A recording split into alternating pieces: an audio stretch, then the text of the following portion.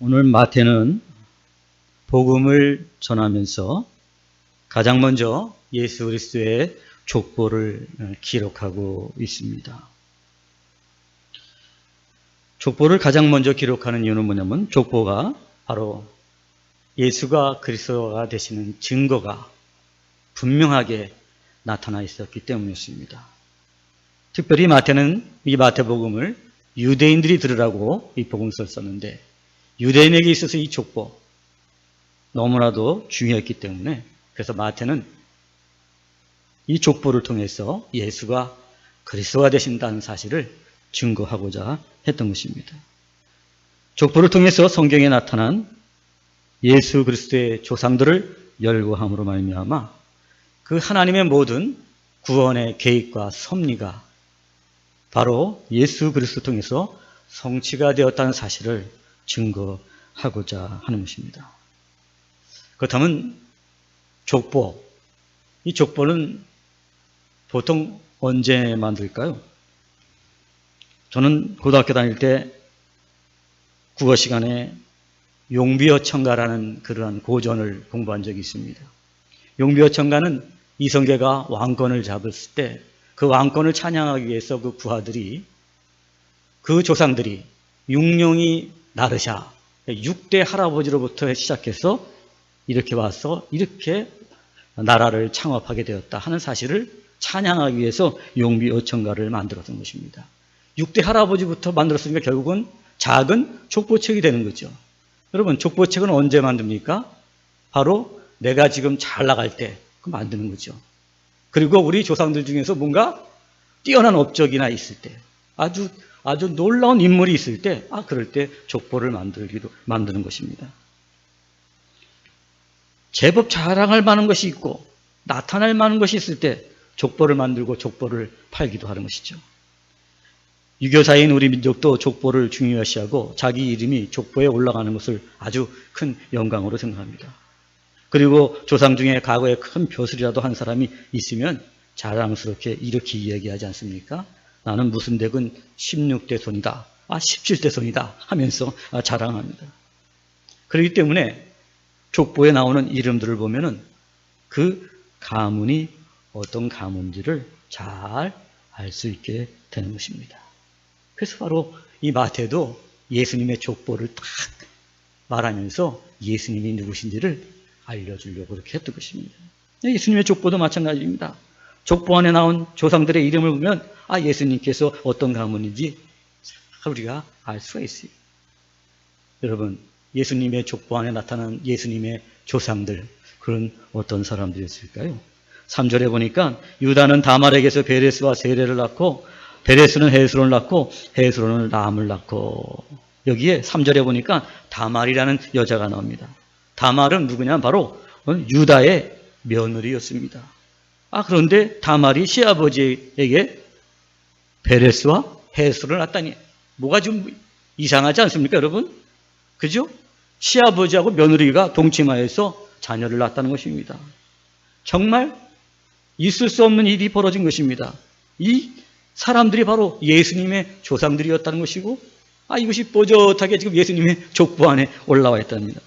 참으로 기가 막힌 가문 바로 거기에서 예수님이 탄생하신 것입니다. 5절에 보니까 살몬은 라합에게서 보아스를 낳고 보아스는 루스에게서 오벳을 낳고 오벳은 이새를 낳고 거기 라합이라는 여자가 또 나옵니다. 여러분 라합은 어떤 여자였죠? 여리고의 기생이었습니다. 한마디로 몸과 술을 팔아서 그렇게 생활했던 아주 음탕하기 짝이 없는 그런 여자였습니다. 그런 음란한 여자였는데 그런 여자가 여러분 그것도 이방인이잖아요. 그런 여자가 예수님의 족보 안에 딱 들어가고 그것도 이름도 딱 라합하고 딱 올려 있었다는 것입니다. 예수님의 조상이라는 것입니다. 그거는 또 괜찮습니다, 여러분. 6절에 보니까 말이죠. 이새는 다윗 왕을 낳으니라 다윗은 우리아의 아내에게서 솔로몬을 낳았다 이렇게 말하고 있습니다. 여러분 다윗은 누구에게서 솔로몬을 낳았다고요? 우리아의 아내라는 것입니다. 놀라운 일이 아닙니까, 여러분? 다윗은 솔로몬을 낳아야 되는 거 아니죠? 다윗은 근데 누구를 통해서? 우리아의 아내를 통해서 낳았다는 것입니다. 우리아의 아내에게서 솔로몬을 낳고 다윗 왕은 전쟁 중에 전쟁에 나간 자기 부하의 아내를 어떻게 해요? 강간하다시피 해서 빼앗고 결국은 전쟁에 내보내서 그 우리아를 죽이는 끔찍한 일을 벌입니다. 왕의 권력을 가지고 다윗은 살인과 간음을 하였습니다. 보통 특수 강도범이 아닙니다. 여러분, 이 다윗이라는 사람이 말이죠. 살인죄와 간음죄를 저질렀습니다. 그런데 이 다윗이 예수님의 족보 안에 보조시 나옵니다. 그것도 좀 그냥 다윗이 솔로몬을 낳고 이랬으면 참 좋을 텐데, 마태는 왜 하필이면 우리아의 아내라고 딱 이렇게 딱 찍어서 얘기해야 돼요. 너무 부끄럽고 창피하잖아요, 여러분들. 상식적으로 봤을 때 족보에는 조상이나 후손들이 부끄러운 일 있으면 족보에서 그 이름을 지우든지 아니면 그냥 축소해서 간단하게 쓰고 말잖아요. 부끄러운 일이니까. 우리나라 조선왕조실록을 보면은 왕들이 말이죠. 여러 가지 업적한 걸 다 기록해 놨잖아요. 그들의 또 뭐 사생활도 업적해 기록해 놨는데 가만히 보니까 아주 좋은 업적을 쌓으면 아주 그것을 크게 밝혀서 뭐 백성들이 너무 좋아하고 막 그랬다고 이렇게 써놨죠. 그런데 부끄럽고 잘못된 일은 어떻게 됐어요? 적당하게 모호하게 무슨 말이지 이해할 수 없어도 그렇게 써놨다는 것입니다. 그런데 여러분 어떻게 이 마태는 이렇게 부끄러운 조상들, 정말 더러운 죄를 지었던 사람들, 이런 사람들을 갖다가 그냥 족보 안에 그대로 기록해 놓았을까요? 정말 상식적으로 예수님의 족보를 들여다보면은 참으로 부끄럽고 수치스럽고 더러운 가문이구나, 별 볼 없는 가문이구나 생각하게 됩니다. 그런데 저는 그 예수님의 이런 족보 안에 나오는 이런 정말 죄 많은 인물들을 보면서 한 가지 다 깨달은 게 있어요. 하나님은 사람과는 다르시구나. 사람들은 족보 안에 좋은 사람들, 업적 있는 사람들을 크게 부각시키고 그러지만 하나님은 뭐 죄인이든 뭐 음탕한 여이든지 이방인이든지 어떤 죄를 졌든지 그냥 예수님의 조상을 있는 그대로 그냥 다 올렸다는 거예요. 그러면서 저는 이 족보를 묵상하면서 하나님은 정직하신 분이시다 하는 사실을 깨달아 알게 됩니다. 정직하신 하나님이라는 사실을 딱 깨달아 알게 되니까 오늘도 이 마태복음의 하나님의 약속, 예수가 그리스도가 되신다는 이 말씀 저는 확실히 더 믿게 되었습니다. 뭔가 숨기고 은폐한다 해서 좀 이상한데? 그리고 의심하고 믿지 않았을 텐데 하나님은 그냥 그 예수님의 그 인간의 조상들에 대해서 드러내는 거구나. 정직하시나. 그 말에는 틀림이 없으시구나. 그 약속은 반드시 이루어지시고 예수를 그리스도로 보내셨다는 그 구약성경의 모든 예언의 말씀도 나는 믿는다. 그래서 저는 예수가 그리스도가 되신다는 이 성경의 예언, 이 약속, 진리임을 저는 확실히 믿게 되었습니다. 사랑하는 여러분, 오늘도 우리는 이 족보를 통해서 하나님은 정직하신 분이라는 사실을, 그분의 말씀도 정직하고 그분의 모든 약속도 이루어짐을 믿는 여러분들 되시기를 간절히 바라겠습니다. 그러므로 오늘도 여러분 이 마태가 전하는 이 복음, 예수가 그리스도가 되신다는 이 사실도 진리인 줄로 믿습니다. 오늘도 여러분들로 이 족보를 통해서 예수님이 그리스도가 되심을 굳게 믿고 믿음으로 승리하는 여러분들 되시기를 간절히 바라겠습니다. 아브라함부터 예수님에 이르기까지 모든 조상들이 범죄하였습니다. 이 조상들을 통해 거룩하신 예수님이 나올 수 없는 그러한 더러운 자들이었습니다. 그들의 지은 죄로 본다면 족보에 그냥 족보에서 파내어도 정말로 시원치 않은 그런 사람들이었습니다. 그들은 형벌을 마땅한 자들. 그냥 족보책을 갖다가 만드는 게 아니라 그냥 쫙 찢어가지고 그냥 불태워서 없애버려야 되는 그런 족보예요. 그런데 그들을 하나님은 다 족보에 빠짐없이 다 올리십니다. 여러분, 이것은 무엇을 의미합니까? 족보에 그들의 이름을 올렸다. 정말 보통 잘못도 한 사람이 아닌데 그걸 다 올렸다는 건 뭘 말합니까?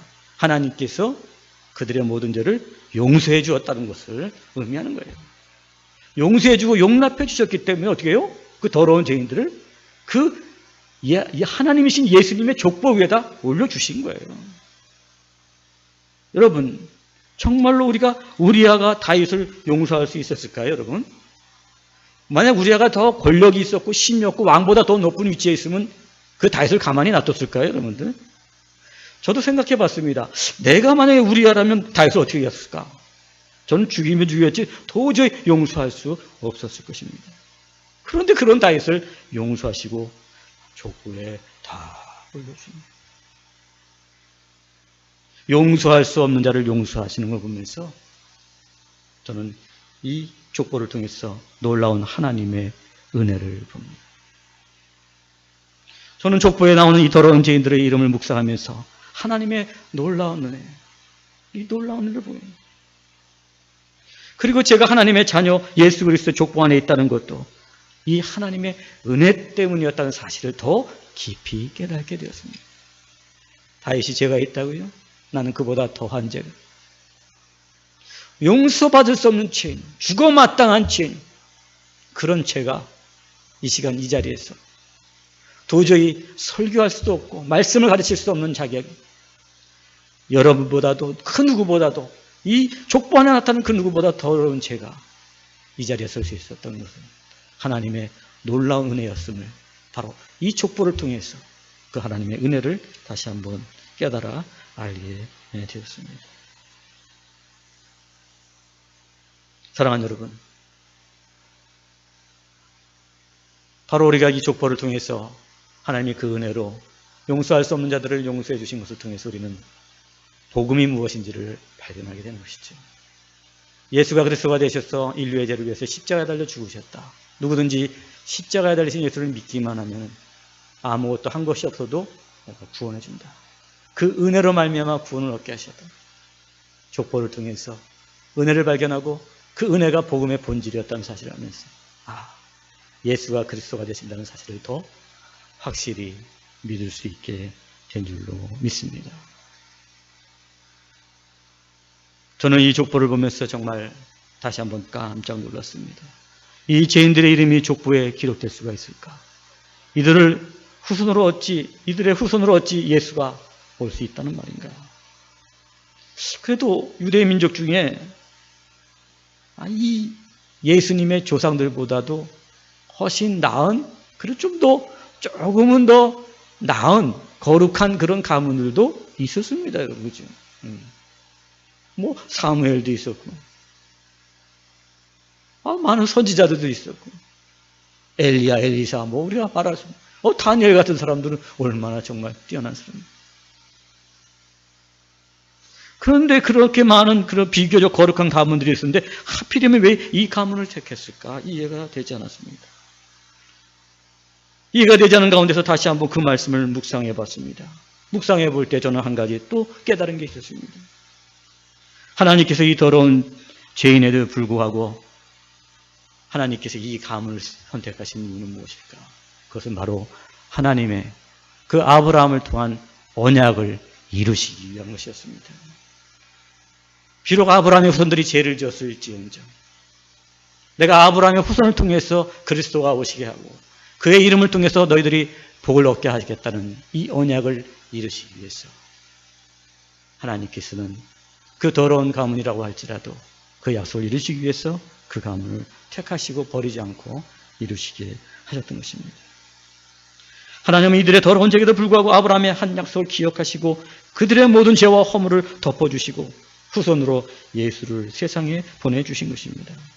오늘 우리가 예수 믿고 하나님의 자녀들이지만 우리는 날마다 죄를 짓고 넘어지고 자빠지고 실수하고,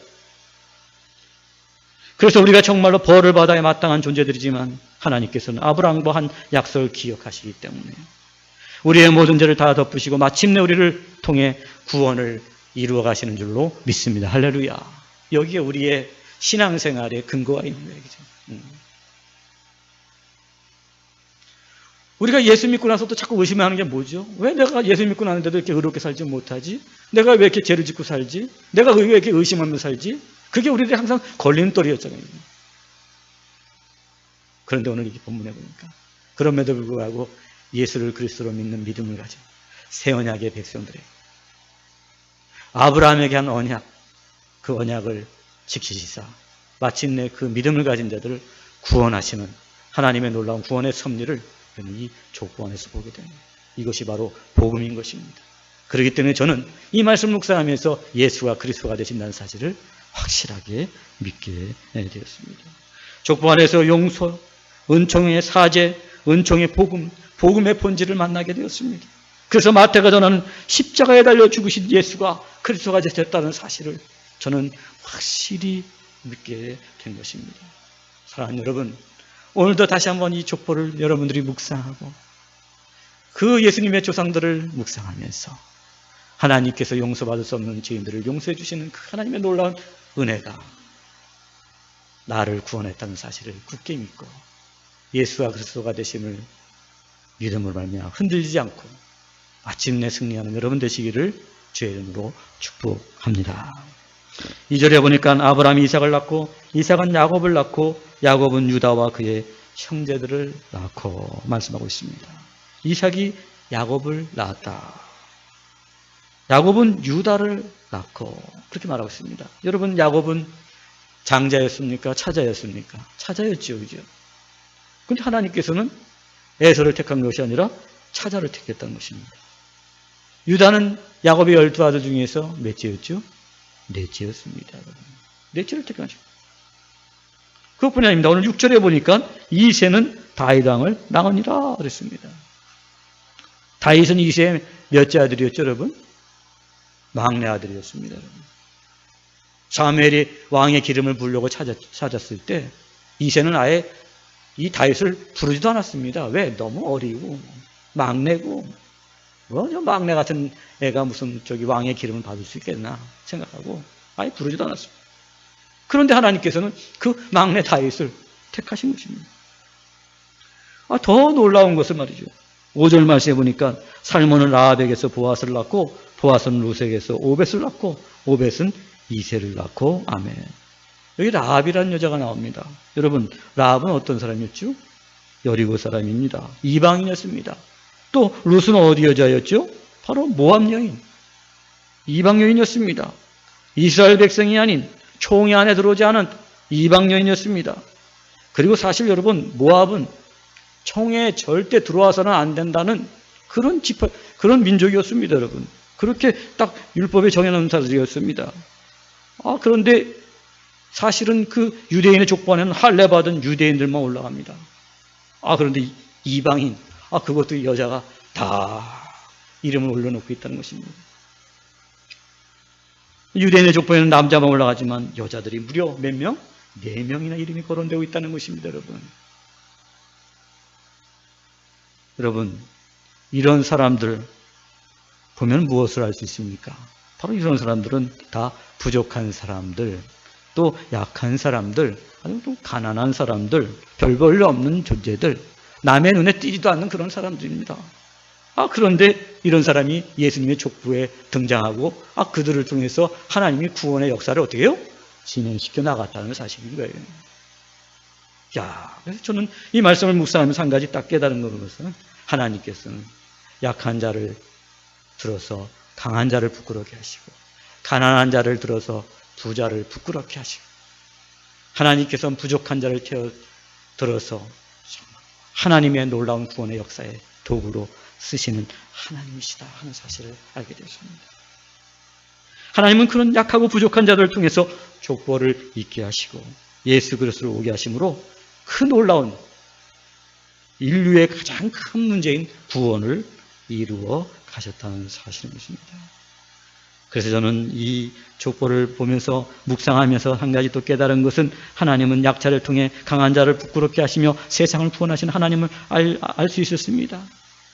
그래서 저는 이 족보를 통해서 한 가지 깨달은 것은 이 나온 약자들의 이름을 읽을 때마다 동병상련을 내가 느끼게 되면서 나같이 부족한 사람, 저도 이렇게 목회를 하면서 내가 이렇게 목회를 할 수 있을까? 나같이 부족한 사람은, 나같이 이렇게 능력 없는 사람, 나같이 정말 형편없는 사람이 이렇게 할 수 있을까? 그런데 하나님께서는 믿음만 가지고 있으면은 그런 약하고 부족하고 인간적으로 볼 때 별 볼도 없고 실력도 없고 능력도 없는 사람이라고 할지라도 딱 택해서 쓰는구나 하는 사실을 알고 거기서 내가 자신감, 예수를 그리스도로 믿는 믿음만 가지면은 내가 별 볼일 없어도 하나님은 나로 능력 주셔서 나로 하여금 일꾼으로 사용해 주신다는 사실을 깨달아 알게 됐어요. 그래서 내가 목회할 힘이 생긴 거예요. 살아갈 힘이 생긴 거예요.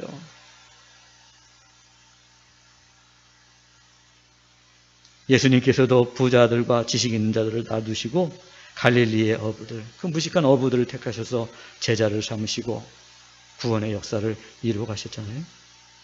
또 사도 바울은 이렇게 고백합니다. 만삭되어 태어나지 못한 자와 같이 나같이 부족한 사람을 주님이 나를 일꾼 삼으셨다고 바울은 고백합니다. 그렇습니다. 여러분, 이 족보를 통해서 이 정말 차자나 막내나 그리고 이방 여인이나 부족한 여인 사람들, 이런 사람들을 통해서 하나님이 예수 그리스도를 세상에 보내주신 것을 보면서 하나님은 능력이 크시기 때문에 약한 자를 강하게 쓰시는 분이라는 사실을 깨달게 되었습니다. 그래서 내가 내 배경이 없구나, 나는 무슨 실력이 없구나, 나는 뭐 가진 게 없구나, 이런 것은 다 핑계고 변명이라는 것입니다. 뭘 가지고 있으면 돼요? 이런 라합이라는 여자 뭐 가지고 있었어요? 아무것도 없어요. 그냥 기생이 나는 여자였어요. 뭐 가졌어요? 그 하나님의 구원을 믿는 믿음을 가졌잖아요. 하나님께서 이 백성들을 칠 때 나를 기억하여 주시옵소서. 하나님, 그 믿음 가졌기 때문에 예수님의 족보 안에서 구속사의 도구로 쓰임받게 됩니다. 사랑하는 여러분, 하나님의 일, 세상을 변화시키는 능력, 여러분의 실력과 능력에 있지 않습니다. 오히려 그 실력과 능력들이 여러분들이 하나님 앞에 쓰임받는데 걸림돌이 될 수밖에 없습니다. 나는 아무것도 없습니다. 나는 부족합니다. 그러나 나는 오직 예수가 그리스도의 이름을 믿고 그 믿음으로 살겠습니다. 고백하는 자들에게 하나님께서 능력에 능력을 채워주셔서 하나님의 귀한 일꾼으로 사용해 주실 줄로 믿습니다. 할렐루야. 사랑하는 여러분, 오늘 예수님의 족보 안에서 우리는 하나님의 성품을 만나게 됩니다. 하나님께서는 정직하시기 때문에 우리가 그분과 그분의 말씀을 믿기에 조금도 부족함이 없습니다. 그래서 마태복음 읽으면서 예수가 그리스도가 되시는 사실을 믿기에 조금도 부족함이 없다는 사실을 알게 되었고, 이 믿음을 가지고 마태복음을 다시 한번 묵상해 나가기 시작하니까 그 마태복음 안에서 복음의 놀라운 새로운 지평들을 다시 한번 들여다볼 수 있게 되게 되었습니다. 족보 안에는 또한 용서할 수 없는 자들을 용서하신 용서가 있습니다. 예수님, 가늠하다가 현장에서 잡힌 여인을 용서해 주시고 다시는 이렇게 하지 말라고 새로운 삶을 살게 해 주셨습니다. 그 용서가 복음의 본질이었잖아요. 그 용서가 바로 나를 구원한 근거였고, 그 긍휼이 있기 때문에, 그 복음 안에 긍휼이 있기 때문에 내가 구원받았구나. 족보 안에서 다시 한번 하나님의 그 용서하시는 긍휼이 무한하신 하나님을 만나게, 나의 받은 구원은 확실하다는 사실을 다시 한번 보게 되었습니다. 또한 하나님께서는 부족하고 약한 자를 들어서 강하고 뛰어난 자들 부끄럽게 하시는 이런 능력을 가지신 분이라는 사실을 다시 한번 족보를 통해서 깨달아 알게 되면서, 오늘도 내가 열등의식에 사로잡히지 않고 내 자신의 형편을 돌아보지 않고 예수가 그리스도가 되심을 굳게 믿고 그 믿음으로 말미암아 내 남은 생애를 더욱더 복음과 하나님 위하여 내가 내 가정의 복음화를 위해서, 이 세상의 복음화를 위해서, 내가 복음의 도구가 되기 위해서 이 한 몸 드리겠습니다. 다짐하면서 말씀을 묵상할 수 있게 되었습니다. 선생님, 족보를 이 1장 1절에 딱 읽으면서 저는 마태복음을 다 보게 되었습니다. 그리고 이제 다 믿게 되었습니다. 그리고 마태가 전하는 이 복음, 예수님이 그리스도가 되심을 저는 확실히 믿게 됐습니다. 그 믿음을 가지고 이제는 1장, 2장, 3장을 읽어나가면서 다시 한번 그 하나님이 그 복음과 그 복음 안에서 나타난 하나님의 구원의 섭리에 대해서 그 놀라운 계획과 섭리를 발견하면서 내가 하나님의 구원받은 하나님의 자녀로서 앞으로 정말 기쁘고 행복하게 살아갈 꿈꾸며 말씀을 묵상하고자 합니다. 예수가 그리스도이시다. 이 복음은 약속의 성취입니다. 그리고 용서였습니다. 그리고 은혜였습니다. 사랑하는 여러분, 이 시간에 이 마태복음 1장 족보 안에 나타나는 하나님의 복음의 비밀을 발견하심으로 말미암아 예수를 그리스도로 믿고 섬기는 여러분 모두가 되시기를 주의 이름으로 간절히 축원합니다. 기도하시겠습니다.